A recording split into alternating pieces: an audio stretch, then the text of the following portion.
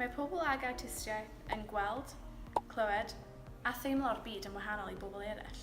Mae pawb ag awtistiaeth yn rhannu ambell yn hawster, ond mae awtistiaeth yn effeithio yn bawb yn wahanol.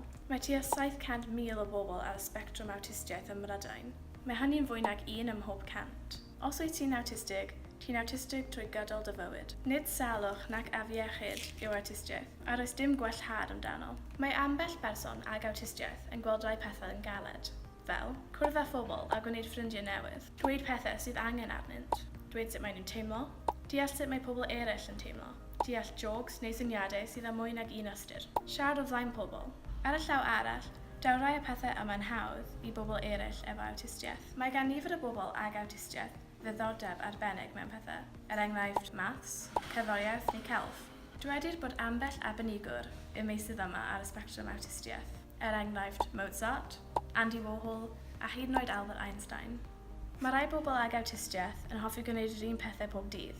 Mae'n gwneud iddyn dim ond ddiogel a lleihau ei straen. Gall bethau fynd yn ormod i bobl efo awtistiaeth, gallant fynd yn ofnus ac yn bryderus. Byddwch yn ffrindau i berson ag awtistiaeth. Byddwch yn amyneddgar gyda nhw. Cyfarthrebwch yn glir gyda nhw. Gwnewch drefniadau gyda nhw.